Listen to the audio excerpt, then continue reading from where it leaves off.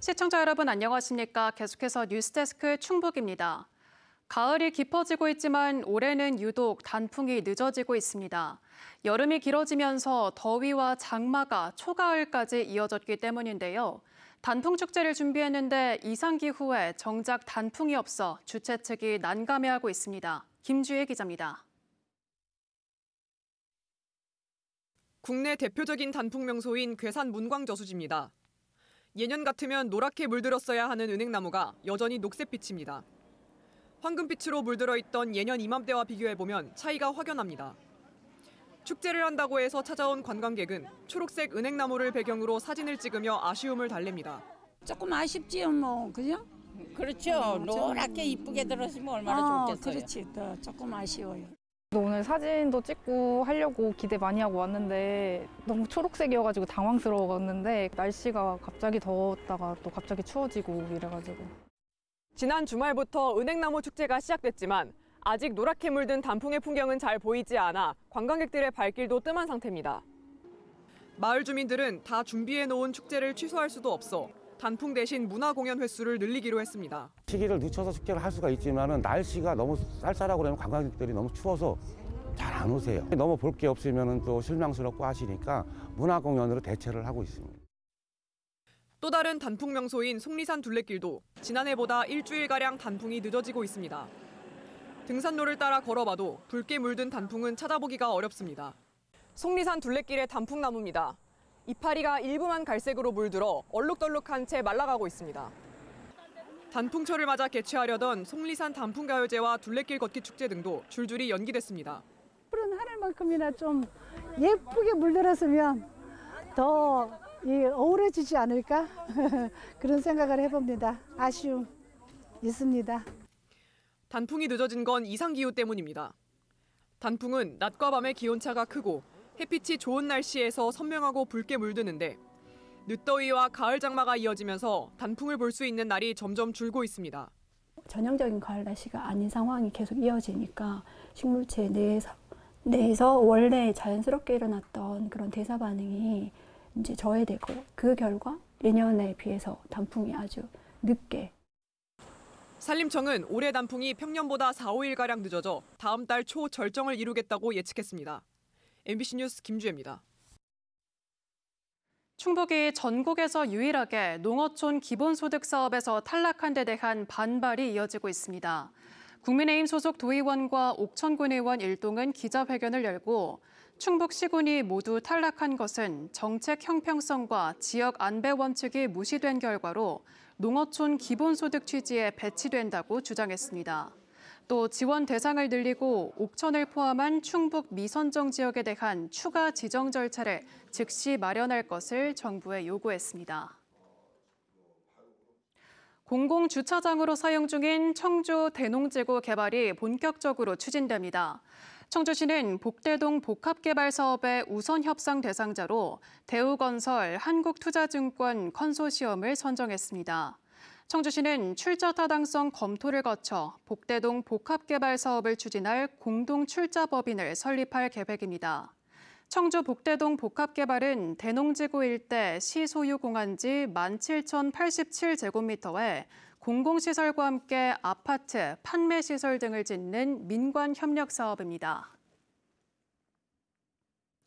해외 곳곳에서 활발하게 경제활동을 하고 있는 한인 경제인들이 오늘 청주를 찾아 지역 기업인들을 만났습니다. 미국 관세 여파로 위축된 지역 기업들의 수출 판로 확대에도 큰 기여를 할 것으로 기대됩니다. 김영일 기자입니다. 세계를 무대로 활동하고 있는 한인 경제인 40여 명이 청주를 찾았습니다. 오는 27일부터 열릴 인천 세계 한인 경제인 대회 참석을 위해 입국한 이들을 청주시가 따로 초청한 겁니다.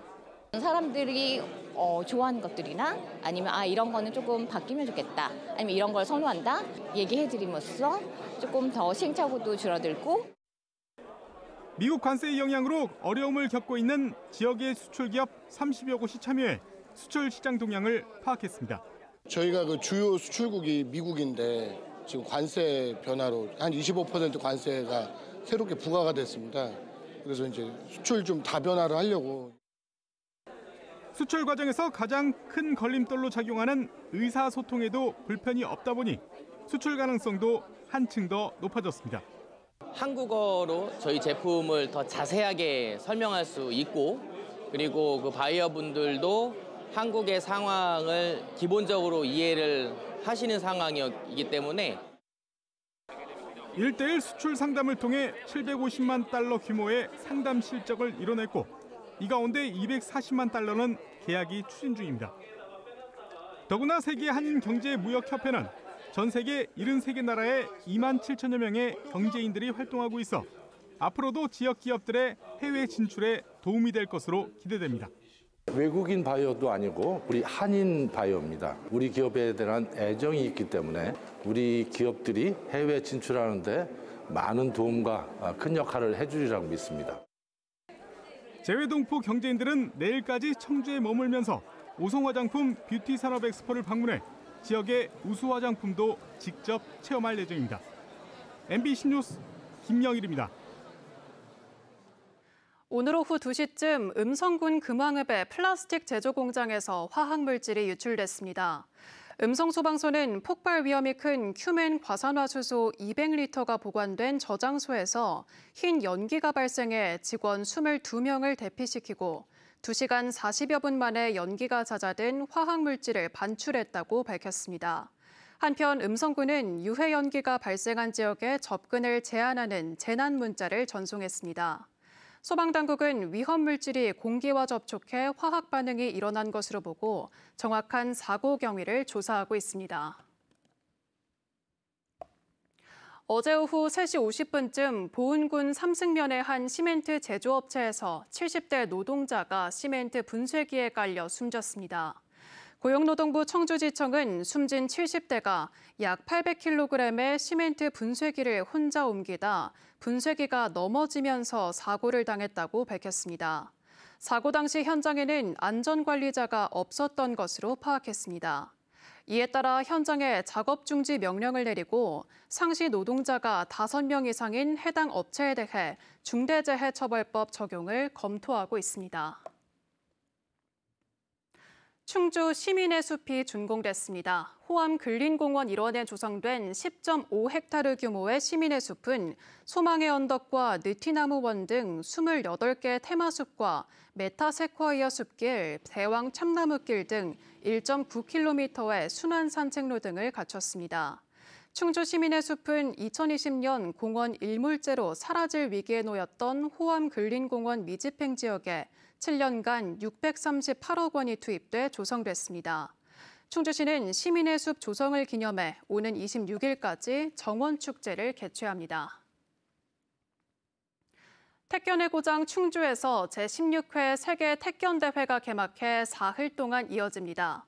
올해는 21개국 135명의 해외 선수와 국내 선수 등 총 300여 명이 참가해 본대배기와 붓배기, 막배기 등 전통 경기 종목에서 실력을 겨룹니다. 유소년 종목이 신설됐고 태권 지정학교 수련생 등이 참가하는 생활무예와 태권 체조 경연 등도 이어집니다. 진천군과 민주노총 충북지역본부가 노동환경 개선과 협력 강화를 위한 협약을 체결했습니다.